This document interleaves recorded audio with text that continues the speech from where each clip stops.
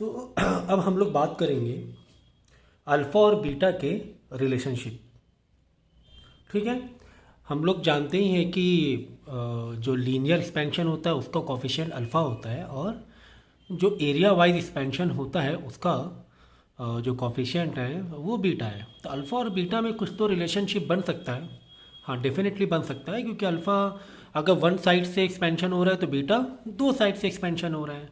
तो हाँ, कुछ तो रिलेशन बन सकता है। तो हम क्या करेंगे, इनिशियल एरिया लेंगे, that will be L square. जैसे कि एक स्क्वायर शीट है तो एल इंटू एल का स्क्वायर, ठीक है। और फाइनल एरिया क्या होगा अगर हम उसको थर्मल एक्सपेंशन कराएंगे, तो एल प्लस डेल्टा एल हो जाएगा, है ना, का होल स्क्वायर। यहाँ पर क्या, एल का होल स्क्वायर, एक लेंथ है इनिशियल, लेकिन यहाँ पर लेंथ चेंज हो गई है, दोनों साइडें जो दोनों साइड से वो चेंज हो गई हैं। एल प्लस डेल्टा एल का होल स्क्वायर, न्यू साइड आ गई ना। एग्जाम्पल के तौर पे यहाँ पे 10 सेंटीमीटर का स्क्वायर था तो यहाँ पे 11 सेंटीमीटर का स्क्वायर हो गया। 10 प्लस 1, दोनों साइड 1 1 सेंटीमीटर बढ़ गए, ठीक है।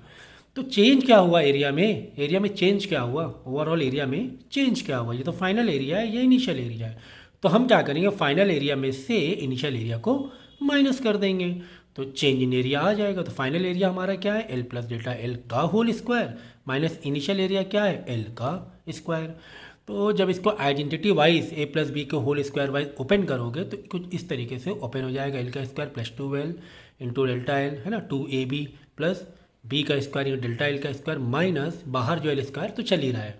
अब क्या होगा, माइनस एल स्क्वायर और प्लस का एल स्क्वायर, ये रिड्यूस नहीं है, ये गलती से हुआ है। माइनस एल का स्क्वायर प्लस का एल स्क्वायर रिड्यूस हो जाएगा, बचेगा क्या, 2l plus 2l delta L 2l delta L plus delta L का होल स्क्वायर। अब हम यहाँ पर क्या करेंगे, क्योंकि जो डेल्टा एल का जो होल स्क्वायर, जो लेंथ का चेंज इन लेंथ का होल स्क्वायर है, ये इसको हम निगलेक्ट कर देंगे। क्यों निगलेक्ट कर देंगे, क्योंकि देखो किसी भी लेंथ में जो स्क्वायरिंग होती है, लाइक अगर एक्सपेंशन हम कर रहे हैं, ठीक है ना, हीट से एक्सपेंशन कर रहे हैं, एग्जांपल के तौर पे मान लो कि कोई 10 मीटर की शीट है। कितनी मीटर की शीट है, 10 मीटर की शीट है। अब उसमें अगर थर्मल एक्सपेंशन कराओगे भी तो कितना होगा, कितना एक्सपेंशन हो जाएगा, बहुत थोड़ा सा एक्सपेंशन होता है, बहुत थोड़ा सा थर्मल एक्सपेंशन। अगर कंपेयर टू करेंगे लेंथ या एरिया से कंपेयर करेंगे तो कितना हो सकता है, 10 मीटर में मान लो 0.001 मीटर, बस। इससे ज़्यादा थोड़ी ना एक्सपेंशन होगा, एक अप्रॉक्स वैल्यू मैं बता रहा हूँ हीट पर थर्मल एक्सपेंशन का, ठीक है ना। ज़बरदस्ती खींचोगे वो उसकी बात नहीं हो रही है, स्ट्रेच करने की बात नहीं हो रही है, थर्मल एक्सपेंशन की बात हो रही है। तो अब देखो 0.01 मीटर, 0.001, फिर उसी का आप कर दो, अगर स्क्वायर कर दोगे तो और भी छोटी वैल्यू हो जाएगी। कोई भी वन से कम वाली वैल्यू की स्क्वायरिंग मारते हो आप ना, तो वैल्यू और छोटी होती जाती है। तो यहाँ पे ऑलरेडी 3 पे डेसिमल, अब 6 पे डेसिमल आ जाएंगे, स्क्वायर कर दोगे 0.0000001। तो इतना छोटी वैल्यू हो जाएगी जब हम स्क्वायर मारते हैं कोई छोटी सी क्वांटिटी को, वन से कम वाली क्वांटिटी को, तो उसकी वैल्यू और छोटी होती जाती है। तो इसको हम अवॉइड कर देंगे, हम मान के चलेंगे जो चेंज इन एरिया है delta 2l into delta L ही हुआ है, बस इतना ही हम इसको ही लेके चलेंगे और इसको क्या कर देंगे, इग्नोर मार देंगे, ठीक है ना। तो फाइनली हमारा ये समझ में आया कि चेंज इन जो एरिया हुआ है एक शीट में जो चेंज इन एरिया हुआ है, एक स्क्वायर शीट मान लो, ठीक है ना, तो वो हुआ है 2l डॉट डेल्टा एल। मतलब एरिया, चेंज इन एरिया को हमने कहीं ना कहीं से लीनियर वाइज लेकर आ गए, है ना। एल एल लीनियर वाइज हुआ ना, स्क्वायरिंग है क्या, नहीं है स्क्वायरिंग, यहाँ पर एल और एल है, तो कहीं ना कहीं से हम लीनियर के पॉइंट ऑफ व्यू से आ गए, क्योंकि हमें बीटा का रिलेशन अल्फा से ही बताना है। बीटा मतलब एरिया वाइज है तो अल्फा मतलब लीनियर वाइज है, तो यहाँ पर तो लेकर आ गए। चलो अच्छा ठीक है, तो इसको नंबर 1 देखो, होल्ड कर दो। अच्छा, बीटा का हमारा फॉर्मूला क्या होता है, अभी हमने पीछे देखा कि delta A upon A dot delta T, A multiply delta T, change in temperature. तो डेल्टा ए की वैल्यू तो हम ऊपर लेकर आ ही गए हैं, चेंज इन एरिया तो हम लेकर आ ही गए हैं, तो इस चेंज एरिया की जगह हम डाल देंगे 2l into delta L, 2l into delta L upon delta T, और इस एरिया की जगह, एरिया मतलब एल का स्क्वायर। अगर मान लो कि एक स्क्वायर शीट है तो एल उसकी लेंथ है, ठीक है ना, एल और एल इसकी लेंथ है, तो नीचे एरिया का हम फॉर्मूला ओपन कर लेंगे एल का स्क्वायर। अब क्या होगा, ऊपर तो 2L डॉट डेल्टा एल है, क्योंकि चेंज इन एरिया के ऊपर हमने फॉर्मूला पहले ही ड्राइव कर लिया था। एक एल से एक एल कट जाएगा तो आ जाएगा 2 dot delta L upon L dot delta T. क्या ये पहचाना सा लग रहा है? क्या ये पहचाना सा लग रहा है? हाँ सर, ये तो पहचाना हुआ लग रहा है, ये तो अल्फ़ा है। This is what, delta L change in length upon length into change in temperature. हाँ, ये तो अल्फ़ा है, तो इसकी जगह अल्फ़ा डाल देंगे। तो कुल मिला के बीटा और अल्फ़ा का रिलेशन आ गया कि जो बीटा है वो 2 टाइम्स ऑफ अल्फ़ा होता है। ठीक है, तो इस तरीके से हमें अल्फ़ा और बीटा का रिलेशनशिप मिल गया है। ओके,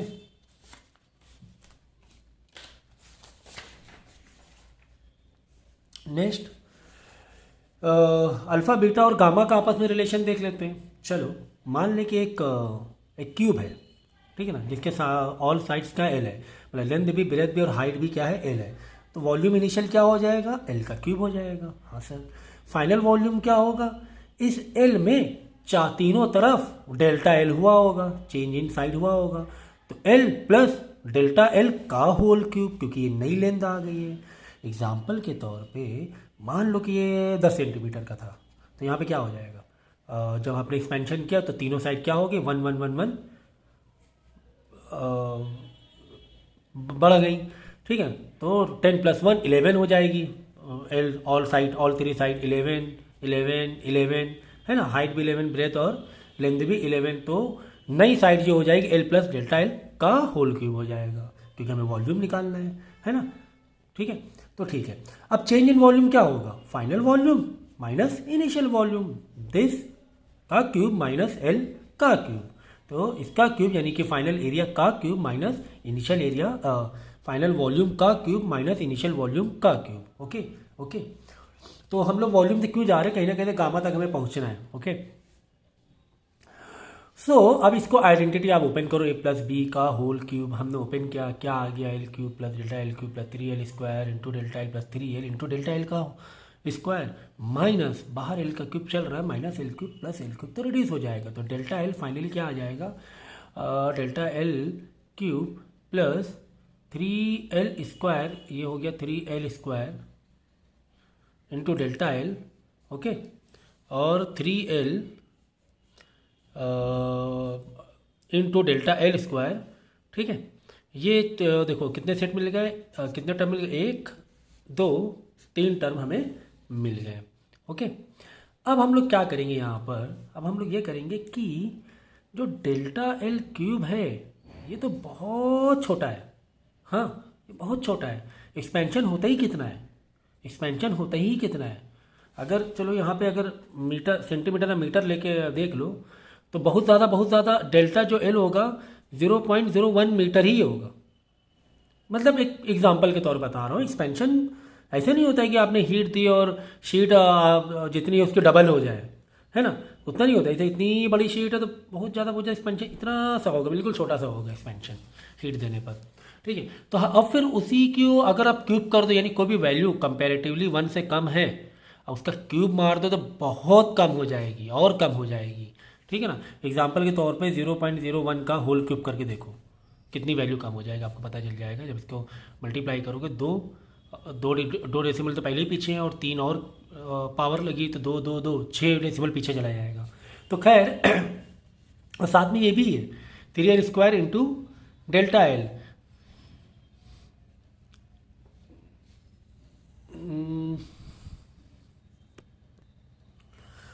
और साथ में ये वैल्यू भी काफ़ी छोटी है, डेल्टा एल का स्क्वायर आएगा यहाँ पे। ठीक है, ये भी वैल्यू काफ़ी छोटी है।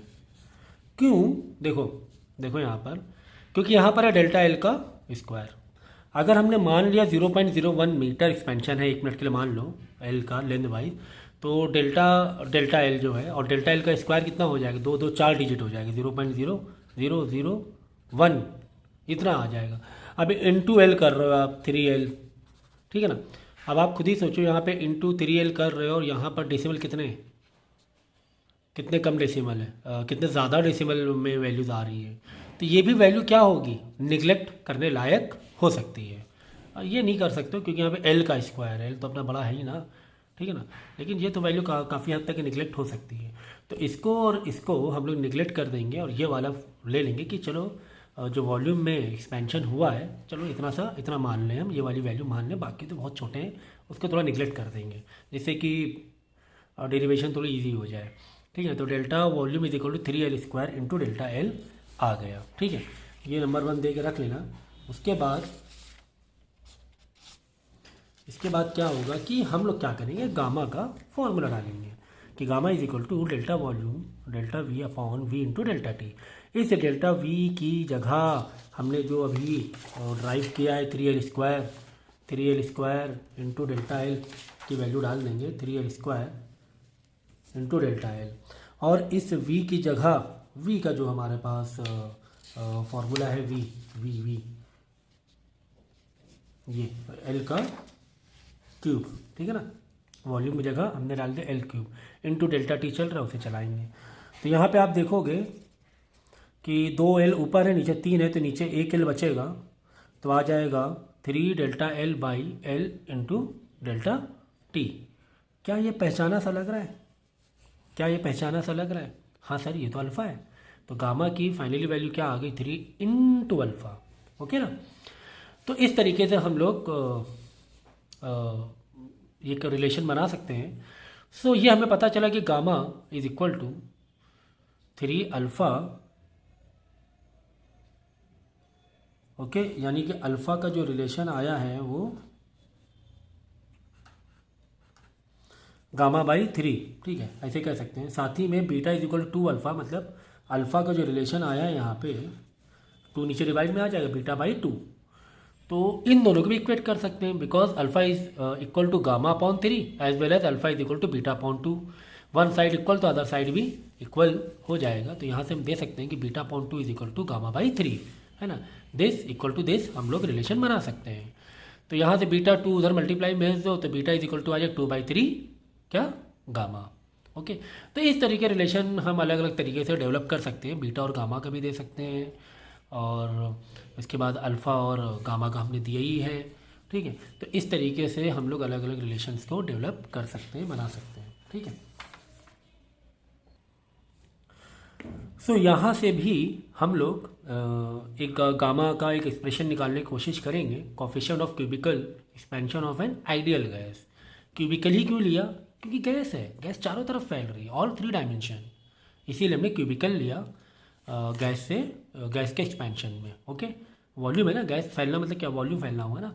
तो for an ideal gas P V is equal to NRT at constant pressure में, अगर प्रेशर कांस्टेंट है तो वॉल्यूम चेंज होगा। हाँ, अगर प्रेशर तुम कांस्टेंट रखोगे और तुमने हीट दिया, क्योंकि हीट देने की बात तो हो ही रही ना, थर्मल की तो बात हो ही रही है, हीट तुमने दिया, प्रेशर कांस्टेंट रखना है गैस को, तो अपना वॉल्यूम में बढ़ के एडजस्ट करेगा।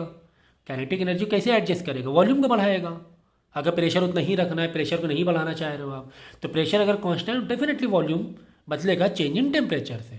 ठीक है सर, तो क्या करो, आप दोनों को एक दूसरे से डिवाइड कर लो। ठीक है, तो कुछ टर्म हमारे रिड्यूस हो जाएंगे, तो यहाँ पे NR तो रिड्यूस हो गया, तो यहाँ बचा P डेल्टा V, P से P भी गया तो delta V by V, P से P भी गया तो delta V by V is equal to delta T by T, तो delta V by V is equal delta T by T। तो अब हम लोग क्या करेंगे, डेल्टा T को इधर ले लेंगे, तो यहाँ बचा 1/T, ठीक है ना। तो क्या हुआ, delta V upon V by delta T, delta T नीचे लेकर आ गए। क्या ये पहचाना सा लग रहा है? हाँ सर, ये तो गामा की वैल्यू है। तो 1/T इज इक्वल टू, ठीक है ना, मतलब ये T मतलब इनिशियल टेम्परेचर जो हमारा था, इज इक्वल टू क्या आ गया, वैल्यू गामा आ गई। ठीक है, नहीं, गामा का जो रिलेशन है T से इन्वर्स है। ओके, सो यहाँ से जो गैस के लिए जो एक वैल्यू ली जाती है बेसिकली गामा की 3.7 इंटू 10⁻³ पर केल्विन ली जाती है गैस की कांस्टेंट प्रेशर पर। तो इस तरीके से हमने गामा का गैस से भी एक रिलेशन निकाल लिया है। ठीक है, नेक्स्ट टॉपिक है variation of density with temperature. ये तो खैर पता ही होगा कि सॉलिड एक्सपैंड होगा, टेम्परेचर बढ़ेगा तो, ठीक है, टेम्परेचर बढ़ेगा तो लिक्विड भी एक्सपैंड होगा, टेम्परेचर बढ़ेगा तो गैस भी एक्सपैंड होगा। थोड़ा सा वाटर वाला छोड़ दो, वाटर की कहानी मैंने काफ़ी पहले भी समझाई है कई बार कि वाटर 4 जो सेल्सियस है ना, 4 डिग्री, वहाँ पे थोड़ा सा बिहेवियर उसका चेंज होता है, एनोमलस बिहेवियर हो जाता है। बेसिकली होता क्या है कि टेम्परेचर कम करने से, देखो टेम्परेचर बढ़ाने से एक्सपेंशन हो रहा है, तो टेम्परेचर कम करने से कॉन्ट्रैक्शन होगा, ठीक है ना, श्रिंक होगा। लेकिन होता है क्या, टेम्परेचर हमने कम किया, 20 से 10 आए, वाटर कॉम्प्रेस हुआ, कम हुआ, श्रिंक हुआ। 10 से 5 आए, वाटर और श्रिंक हुआ। लेकिन 5 से जब 4, ठीक है, श्रिंक हुआ, लेकिन 4 से नीचे जाओगे ना तो वाटर श्रिंक नहीं होगा। वाटर यानी कि आइस के जो फॉर्म में बनने लगेगा तो फैलने लगेगा वो, ठीक है। ये वाटर का एनोमलस बिहेवियर, और ये बाई नेचर मिला हुआ है, ये बाई नेचर मिला। वरना सोचो अगर ये भी एनोमलस बिहेवियर ना होता ना तो एक्वस लाइफ होती ही नहीं। समुद्र के नीचे जो फिश है, जो सी, जो हमारे एक्वस लाइफ है, वो सब तो कुछ रहता ही नहीं, सब जम जाता, पूरा समुद्र ही जम जाता। तो नीचे क्यों नहीं बर्फ़ जमती है, उसकी वजह यही है, एनोमलस बिहेवियर। ये मैंने पिछले या 9th के किसी उसमें समझाया हुआ है किसी लेक्चर में, तो वो आप देख लेना, या आपको चाहिए वो तो मुझे बता देना, मैं लिंक भेज दूँगा। बाकी तो ठीक है एक्सपेंशन, लेकिन यहाँ पे वाटर एक्सक्लूडिंग है, नॉट ऑल लिक्विड, ठीक है ना। तो वाटर को एक्सक्लूड करके, वाटर को अगर हटा दें तो टेम्परेचर बढ़ाने से लिक्विड एक्सपेंशन या लिक्विड बढ़ेगा ही, वॉल्यूम बढ़ेगा ही, ठीक है ना। देखो anomalous behaviour of anomalous expansion of water का देखो यहाँ पर एक टॉपिक दिया हुआ है आपके क्लास 11 में भी। तो चलो ठीक है, थोड़ा बहुत समझा देता हूँ। होता क्या है, वाटर एक्सपैंड करने लगता है जब हम 4 टेम्परेचर से नीचे जाएंगे, ठीक है ना। तो यहाँ पे जब water expand on increasing temperature, but after four on increasing temperature from 0 to is contract, और डेंसिटी बढ़ जाती है, ठीक है ना। बात समझ में आई।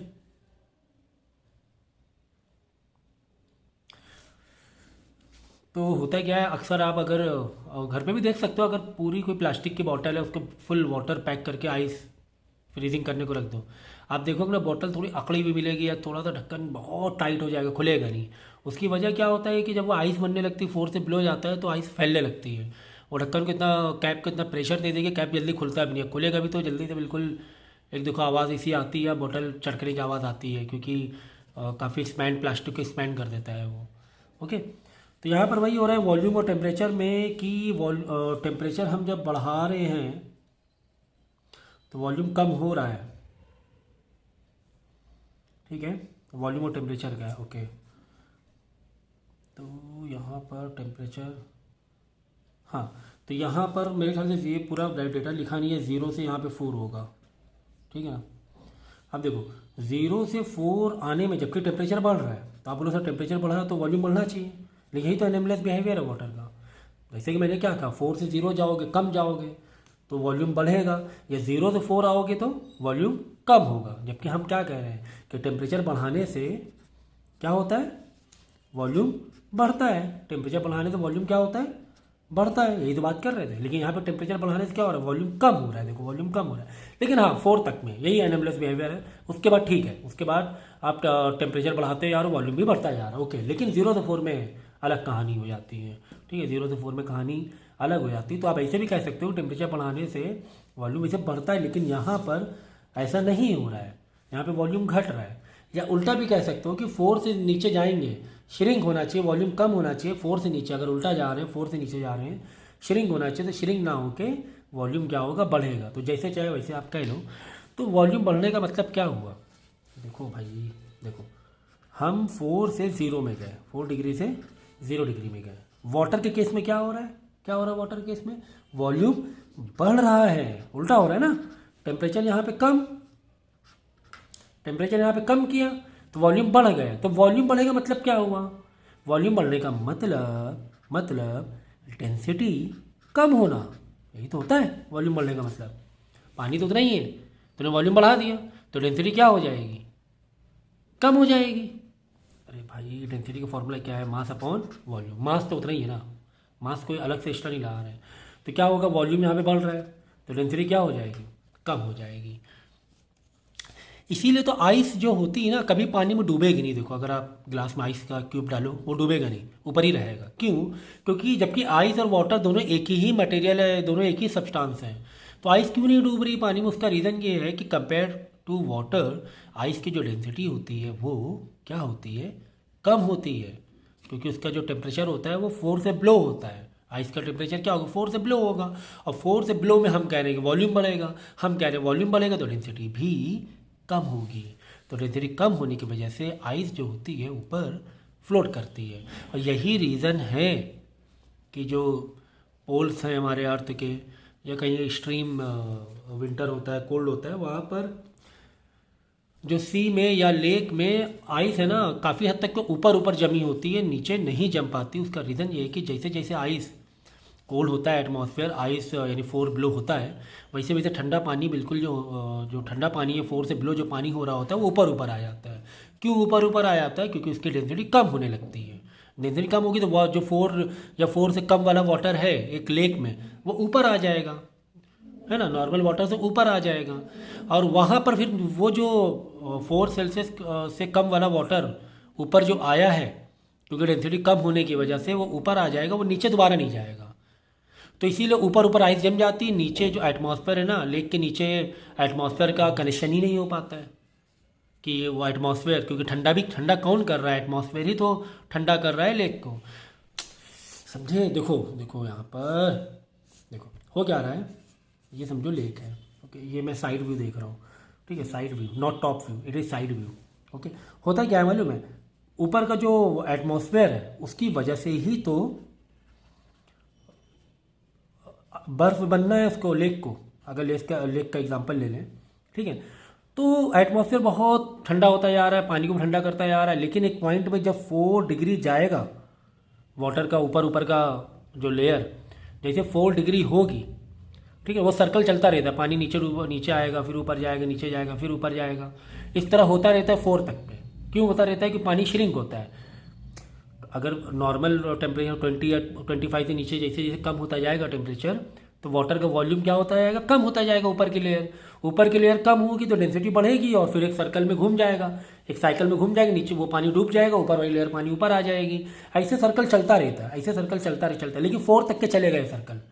पानी की लेयर नीचे डूबेगी, ऊपर वाला नीचे वाला ऊपर आ जाएगा, फिर ऊपर वाला ठंडा होगा, श्रिंक होगा, वॉल्यूम कम होगा, डेंसिटी तो बढ़ेगी, फिर नीचे डूब जाएगा। लेकिन 4 तक में, 4 के बाद कहानी क्या हो रही है, 4 के बाद ये कहानी हो रही है एनोमलस बिहेवियर हो रहा है।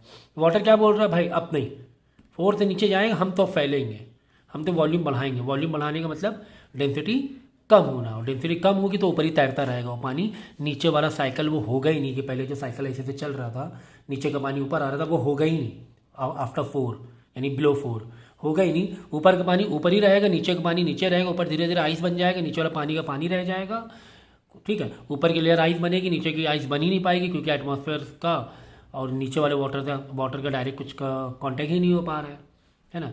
जो भी आइस है ऊपर ऊपर की, वही थोड़ा बहुत नीचे पानी ठंडा कर रही है, उससे ज़्यादा होगा नहीं, तो नीचे का पानी पानी ही रह जाता है। तो यही रीज़न है। कभी भी कोई इस तरह रीजनिंग आए कि फिश अंदर कैसे ज़िंदा रह पाती हैं स्ट्रीम कोल्ड या पोल्स में, तो उसका रीज़न एनोमलस बिहेवियर है। तो आपको यही बताना है कि बिलो 4 में वॉल्यूम बढ़ेगा, डेंसिटी कम होगी, इसलिए आइस है ना फ्लोट करेगी, नीचे का टेम्परेचर वैसे ही मेंटेन रहेगा, 4 या 3 या 4 ऐसे ही रहेगा, इससे ज़्यादा नहीं होता है।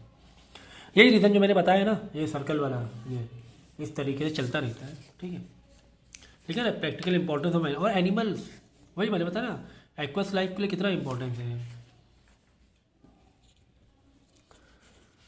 बाकी स्पेसिफिक हीट, ये सारे मैंने टॉपिक कवर कर दिए, ठीक है ना, ये सारे टॉपिक मैंने कवर किए हुए हैं। हीट कैपेसिटी मैंने बताया हुआ है। देखो स्पेसिफिक हीट कैपेसिटी और हीट कैपेसिटी में क्या फ़र्क है देख लो। स्पेसिफिक हीट कैपेसिटी का मतलब ये होता है कि एग्जांपल के तौर पे आपने हीट दी, आपने क्या हीट दी, टेम्परेचर बढ़ाने के लिए आपने हीट दिया, टेम्परेचर बढ़ाने के लिए कितना हीट दिया, कुछ मास है, कुछ टेम्परेचर आपने बढ़ाया, और कुछ उसकी specific small C specific heat capacity. तो स्पेसिफिक हीट कैपेसिटी डिपेंड करता है मटेरियल या सब्सटेंस के ऊपर कि उस सब्सटेंस को, उस मटेरियल को 1 केल्विन बढ़ाने के लिए 1 किलोग्राम मटेरियल में 1 केल्विन बढ़ाने के लिए कितनी हीट तुम्हें चाहिए, यानी C = Q/m ΔT। ये समझ, वो उसकी C होता है, उसका वो स्पेसिफिक हीट कैपेसिटी होता है कि 1 किलोग्राम हमें पानी गर्म करना है, समझो पानी गर्म करना है, 1 केल्विन बढ़ाना है तो हमें कितनी हीट चाहिए। तो उसको डिपेंड करता है उसके सी के ऊपर कि उसकी कैपेसिटी कितनी है, वो कितनी जल्दी गर्म हुआ जा रहा है, कितनी देर में गर्म हो रहा है। एग्जाम्पल के तौर पे अगर वाटर लोगे तो 4.16 होता है, अगर यही कॉपर ले लेंगे तो 0.3 चला जाएगा, ठीक है ना। तो इतना फ़र्क है, मतलब कॉपर इतनी जल्दी गर्म या ठंडा होगा। कॉपर और वाटर में, वाटर को काफ़ी टाइम लगेगा, इतनी तुम्हें एनर्जी देनी पड़ेगी, इतना जूल पर ग्राम देना पड़ेगा अगर पर ग्राम के हिसाब से देखेंगे, ठीक है। तो ये हो गई स्पेसिफिक हीट। तो हर एक अपनी सब्सटेंस की अपनी स्पेसिफिक हीट होती है। ये देखो सब मैं पहले ही एक्सप्लेन कर चुका हूँ, इसलिए थोड़ा सा आपको लगेगा शॉर्ट में बता रहा हूँ मैं, क्योंकि पहले ही मैंने एक्सप्लेन कर दिया है, ठीक है। फिर इसका देखो मोलर स्पेसिफिक हीट। तो मोलर स्पेसिफिक की हीट ये होती है कि एक मोल को देखो, the molar specific heat of a substance is defined as the amount of heat required to raise the temperature of 1 mole. 1 gram नहीं या 1 किलोग्राम नहीं, 1 मोल। 1 मोल एक सब्सटेंस का 1 मोल को 1 केल्विन बढ़ाने में, देखो 1 डिग्री या 1 केल्विन को बढ़ाने में जितनी हीट लग रही है उसको बोलते हैं उसकी मोलर स्पेसिफिक हीट। तो फॉर्मूला वही रहेगा, यहाँ पे m की जगह, मास की जगह n आ जाएगा, नंबर ऑफ मोल आ जाएंगे, ठीक है ना। So this is your molar specific heat. फिर हीट कैपेसिटी सर क्या है? तो हीट कैपेसिटी का मतलब ये होता है कि पूरी बॉडी को गर्म करने के लिए 1 डिग्री टेम्परेचर बढ़ाने के लिए कितनी हीट लग रही है पूरी बॉडी को, होल बॉडी को, not for 1 gram, not for 1 kilogram. तो पूरी बॉडी को कितनी हीट लग रही है उसका 1 डिग्री बढ़ाने में, तो उसको बोलते हैं हीट कैपेसिटी, ठीक है। दैट जो हीट कैपेसिटी है वो कैपिटल सी से डिनोट कर दो, is equal to m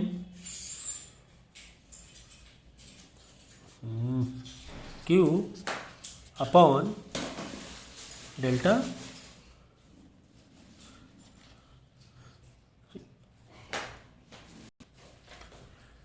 T, ठीक है। ये तो हो गया हीट कैपेसिटी का फॉर्मूला। और अगर आप चाहो तो डायरेक्ट स्पेसिफिक हीट से भी रिलेट कर सकते हो आप कि heat capacity is equal to mass into specific heat, यानी कि स्मॉल सी। तो हीट कैपेसिटी को कैपिटल सी से रिप्रेजेंट कर सकते हो, ये सिंबल दिया हुआ है, इस सिंबल से भी कर सकते हो, एम सी, ओके।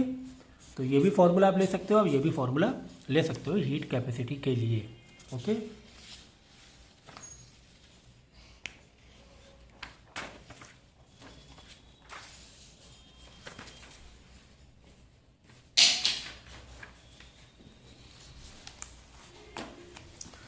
नेक्स्ट है water equivalent. So the amount of water equivalent of a body is defined as the mass of water that require the same amount of heat is required by the given body for the same rise in temperature. So the same amount of as it required by the given body for the same rise in temperature. तो उसे बोलते हैं water equivalent. उसका formula होता है मास, कि हमें जो जिस बॉडी का कितना मास है इनटू उसकी स्पेसिफिक हीट, ओके।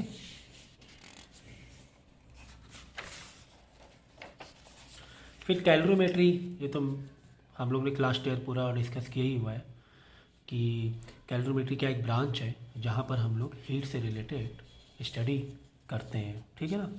और ये इसके फॉर्मूले, ये सारी चीज़ें हम लोग तो heat gain is equal to heat loss, ये तो 5-6 पार्ट हम लोग 4-5 पार्ट में किया हुआ है पूरा टॉपिक, कि 2 बॉडी को अगर हम रखेंगे तो टेम्परेचर क्या होगा, वो इक्विवेलेंट हो जाएगा। हॉट बॉडी का टेम्परेचर लूज़ होगा और कोल्ड बॉडी का टेम्परेचर क्या होगा, गेन होगा, ओके।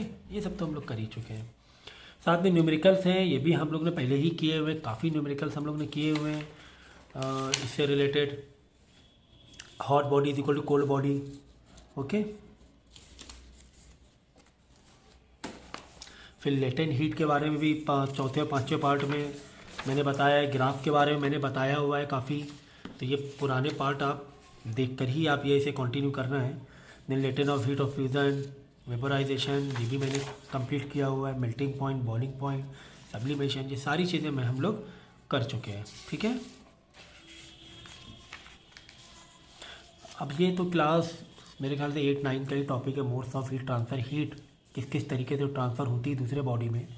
तो हमारे पास 3 मेथड होते हैं, कंडक्शन, कन्वेक्शन एंड रेडिएशन। ठीक है, तो कंडक्शन में क्या होता है, एक्चुअली में दो बॉडी कांटेक्ट में आती हैं और वाइब्रेशन के थ्रू हीट है ना ट्रांसफ़र होती है। कन्वेक्शन में बॉडी के मॉलिक्यूल्स इंटरचेंज होते हैं। ठीक है, कन्वेक्शन में। और रेडिएशन में तो आपको पता ही इलेक्ट्रोमैग्नेटिक वेव्स है, मतलब कि इसमें तो बॉडी है ना आपस में टच भी नहीं रहनी है।